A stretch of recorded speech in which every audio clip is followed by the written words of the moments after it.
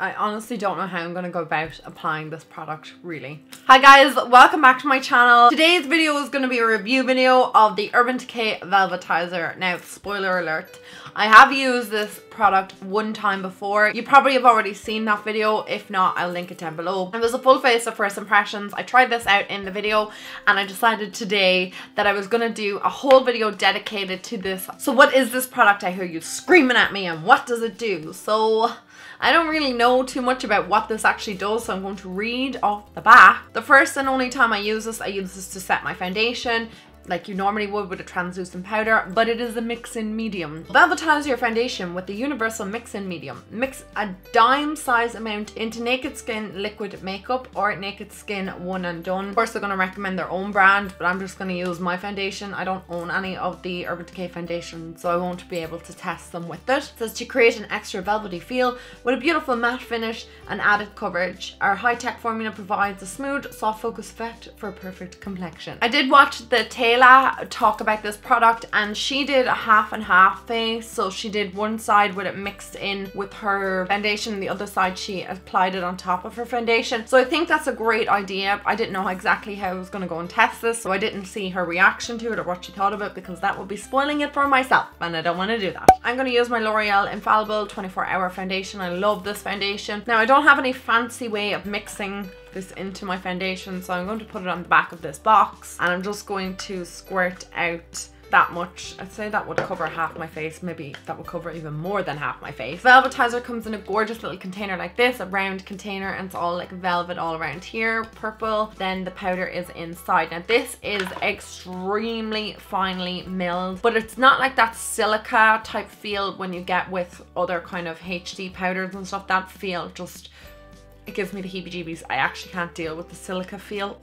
Ugh, even thinking of it now. I've never felt a powder this finely milled. It's like nothing I've ever tried before. It has a slight yellow tinge to it. It says it's translucent. However, when I mix it onto my fingers, it kind of disappears, and I found that the same the first time I ever used this to set my face, that it just kind of disappeared into nothing. Mix a little bit of this in with my foundation. I don't know if that's enough. I'm just going to take a little brush.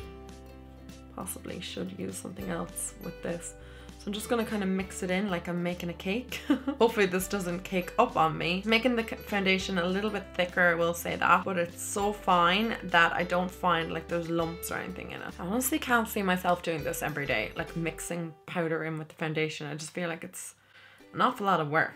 Okay, I definitely think that's mixing enough. The consistency of it has gotten a little bit thicker. It's kind of like moussey and more like whipped than it was before. This is kind of like a runny consistency, so it's definitely a lot thicker. You can see that there. There is no movement in it. Let's see what it's like on the face. I'm gonna apply it with my Sigma curved kabuki. This is the F83. I love this brush. I'm just going to apply it to the right side of my face. Consistency of this has definitely changed big time. It is super thick. A little bit of it is going a long way. I presume I'm gonna have to set my face again after using this. It's supposed to make it more matte, and also it's supposed to make it more full coverage. Okay, I've used up basically all of it. The one thing I will say is I have oily skin, and I'm noticing that this is grabbing onto patches of dry skin. This foundation does not do that ever, ever, ever, ever. Caking up a lot around this side of my nose. I will zoom in for you guys just in a moment because I'm going to apply the other side of my face. My foundation is still sticky. It's not matte or anything like that. Like, it's not set. I'm just going to take this foundation now in the back of my hand, and I'm going to use it on the F80. Yeah, this is from Sigma as well. So the difference already is that this foundation is definitely a lot more light. It's a lot more like movable. Is that even a word? This foundation oxidizes like crazy, so don't worry about the color right now, because I know it looks kind of like two different colors. I'm noticing a huge difference already. This side is just looking a teeny bit darker, even though this is oxidized already now. I'm noticing around here, which is really random, it's kind of like clinged to dry skin, and definitely around my nose, and I don't really suffer from dry skin because I can see on this side it's not doing that. So I'm going to zoom in so you can see exactly what I'm talking about. I hope this is evident on camera, so you can just see kind of around here where it's kind of like latched onto dry skin, and mostly here as well. Don't know if that's evident again, and around my mouth it's kind of doing weird things. I don't know if that's that's something you guys can see. And definitely on my eyelid, it's doing some funky stuff. I don't know, like it can't be attaching onto dry skin on my eyelids, because I don't have any dry skin on my eyelids. Like that is one thing I never ever do, because I have oily eyelids. Because on the other side, it's not doing that. That foundation is not clinging anywhere at all. Like you should be able to see that there, and just what it's doing around my mouth and kind of along here and in there. I don't like the look of it. Okay, before I set this side of my face with the velvetizer, I'm just going to put some concealer on, because I need to obviously do my concealer first. Oh no, I picked a very light concealer, silly me. I'll get another one now in a sec. I'll just mix in the Lasting Perfection from Collection. I feel like this side is so much smoother, even with my concealer and everything, than this side. I just feel like there's just an awful lot of product or something on my face. It just looks real heavy. Even underneath my eyes is starting to look a bit heavy. I don't know if that's even evident on camera, but just in person here, looking in the mirror, it just seems like there's an awful lot of product on this side of my face. I'm going to set my under eye area with my light Mineralized Skin Finish in Light. I always set my under eye areas with that, because I don't want to set them with the translucent powder. I'm going to take it now on my e.l.f. flat top brush, and I'm just going to tap off the excess. I don't want it to go too crazy. I'm just going to pat this on this side of my face, and I'll figure out what I'm going to do on this side of my face in a moment. Worried that this might change the colour of my foundation, but I don't think it has. One thing I did notice from the last time I used this is it makes your skin so super soft. I know I shouldn't be mauling my face. I don't know on camera if you guys can tell a difference between the colour. I'm just looking in the viewfinder. I can't tell whether the colour is uniformed on my face. Looking in the mirror, it looks pretty similar. Like it doesn't look like this side has added a bit more colour from the velvetizer powder. It doesn't look heavy. Like that's one thing I'm going to say, is it doesn't look cakey and heavy and like I'm wearing an awful lot of makeup. To be honest, the first time I used this, I thought this would cake and bunch up on me, but it hasn't. Like it's that finely milled, like it just kind of disappears into the skin. It's so, oh my god, like my skin is so soft. This side is like, it's not drying down or anything, so I feel like I'm gonna have to put more on top. I don't know, like, because you're mixing powder in with your foundation, then you're applying more powder on top, and it's already kind of looking a bit cakey. I don't even think it's grabbing onto dry skin. I just think it's the actual mixture. Remember when I said earlier that it was like a moussey consistency and a really dry formula? That possibly could be what's going on with the skin. I think I'm gonna pass on setting it. I know. I'm gonna leave it because I want to see, you know, how products go on top of it, etc. This side is obviously set, and to be honest, looking at it in the camera, in real life, this side looks so much better. It looks airbrushed. Like I look like I've been photoshopped right now. This side, not so much. It's texturizing my skin, and I don't like that. Like I just feel like all down here and here and here is just looking a hot mess. I'm gonna do the rest of my face products, but I'm gonna try my bronzer first, just to see what way this goes on. I'm just taking the closest bronzer to me, which is the Too Faced Chocolate Soleil bronzer. Like I feel like on this side, it's like blending out amazingly well. This bronzer is incredible anyway, like it's never patchy or anything like that. This is foreign to me, guys. I've never put a bronzer on top of my wet foundation before. It seems to be going on okay, like definitely okay. My bronzer definitely 100%, 1,000,000% went on better on this side.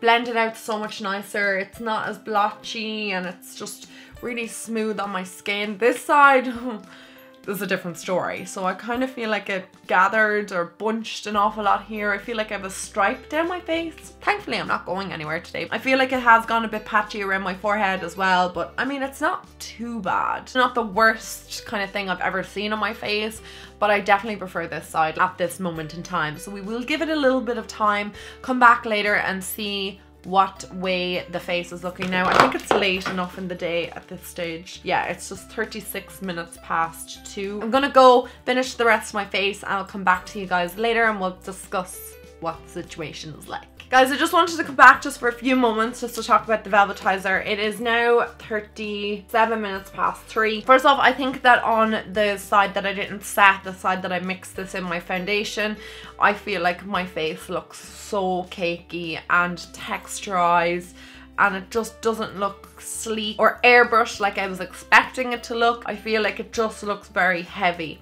On the side that I set, I feel like it looks so much nicer. There's no texture other than kind of like a spot that's peeking through here. My skin definitely looks an awful lot nicer, in better condition, fresher. I feel like all my products went on this side of my face a bit better, obviously because it was set, so my blush and my highlight and everything just sat nicer on my skin.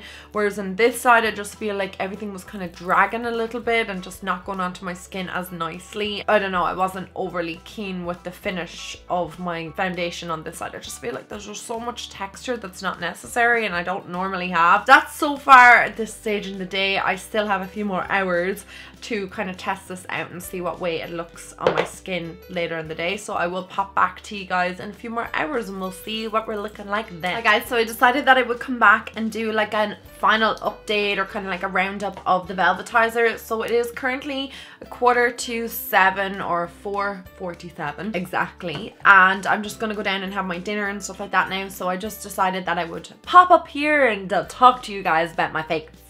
So right now I'm looking at both sides of my face. I think that this side is definitely shinier. Like, I mean, you can notice a little bit of shine here in the center. Definitely around here it's looking a bit shiny, and on my chin. This side, I've noticed there's a little bit of shininess in here, but not as much overall. And all the time when I'm looking in the mirror, I'm noticing that this side of my face is just looking uneven, texturized, still kind of the same thing as earlier on. So for me, mixing this in with my foundation has done sweet FA. It hasn't done anything positive anyway. I feel like there's no point in me mixing this in with my foundation, looking at this side of my face in the viewfinder and in the mirror. It's not looking that hot. Perhaps I could overlook the cakiness and the texture if this had actually kept me matte, but it hasn't.